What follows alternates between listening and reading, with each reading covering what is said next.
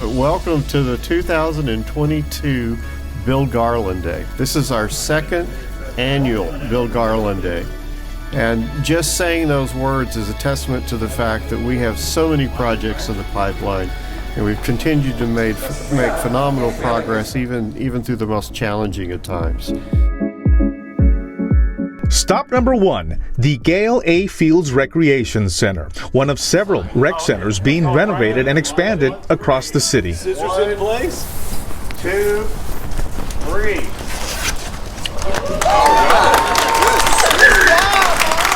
Mr. Gale, like I said, as he was known, was our first African-American supervisor here in the city of Garland.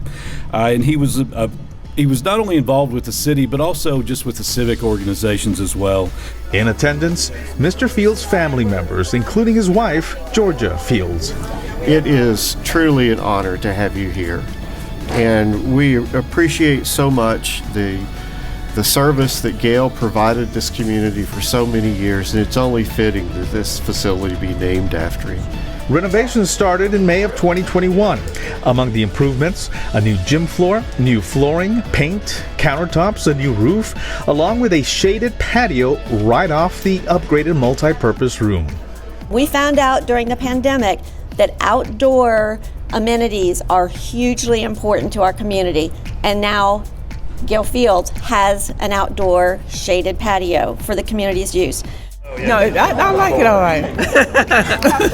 She's excited to be here. I mean, it's amazing. I mean, he started something years ago when he moved to Garland, Texas, and I don't think that he thought that it would have evolved into what it is today. He had a passion for helping others, and he's continuing to do that. The new fitness equipment already getting good use. I enjoy here. I'm so enjoy. So many different type of exercise machine. I'm really love.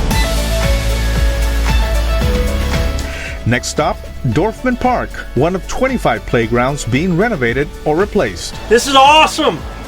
This is a great playground, a great theme. This is fabulous, and I love it.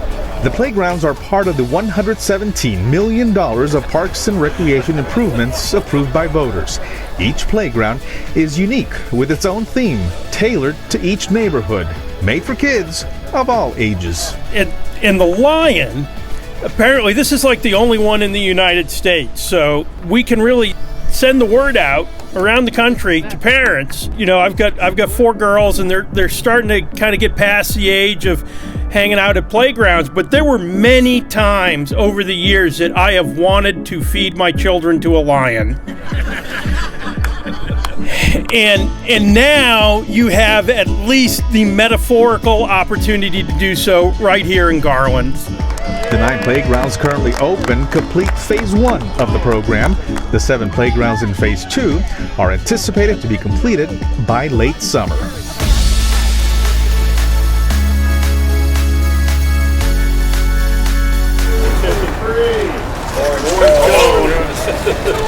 The third ribbon cutting of the day took place at the Transportation Operations and Maintenance Facility.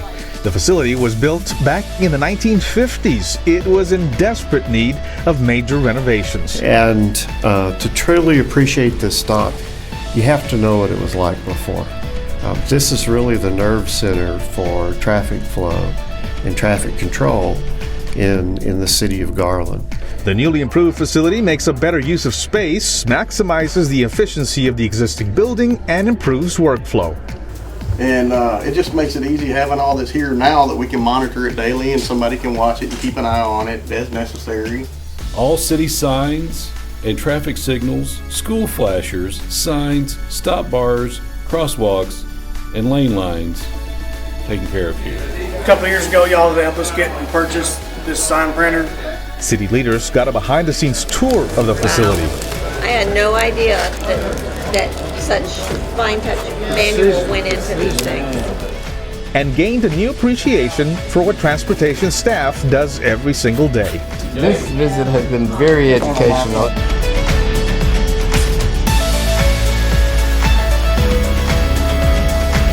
City leaders also got a behind-the-scenes look at the new police property and evidence building, the same spot where a little over a year ago they broke ground for the 18,000 square foot facility. It's going to be beautiful. For security reasons, we can't show you much of what the interior looks like, but thanks to Garland voters, the new building includes more space to meet new storage and handling standards. In fact, it doubles the square footage of the existing property room space. It will improve efficiency and introduce effective evidence handling controls for the Garland Police Department.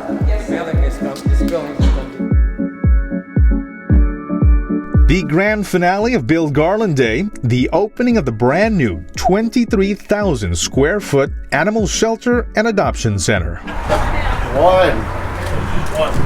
2, and there's a great 3. To say this has been a long time coming is an understatement. People in the city of Garland have been advocating for this for many, many years now. Ground was broken in December of 2020. The project put on the fast track. The new facility more than doubles the capacity of the old shelter, allowing for up to 224 dogs, 141 cats, and exotic animals. Our existing shelter was originally built in the early 60s. It had some updating in the early 90s, but otherwise it was outdated, outsized, and it just was not compatible with how animal services has developed over the years. It was still, when it was built, it was what we called a pound. And the attitudes towards animal care have changed dramatically since the 60s.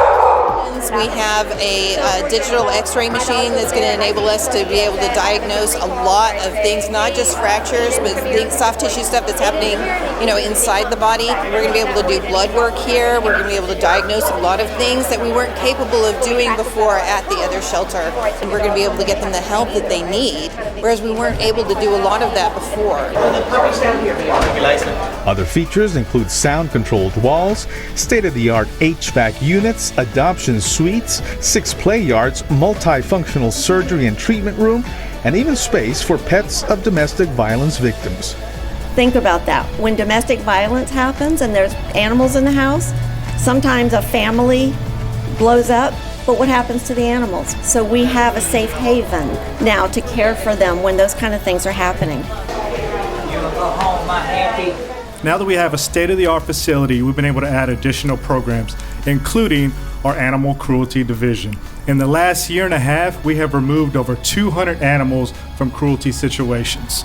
Now we have a designated area to hold them during the court process. And so my appreciation is for the citizens of Garland who voted overwhelmingly for the 2019 bond package. I can think of no better way to end that day than right here.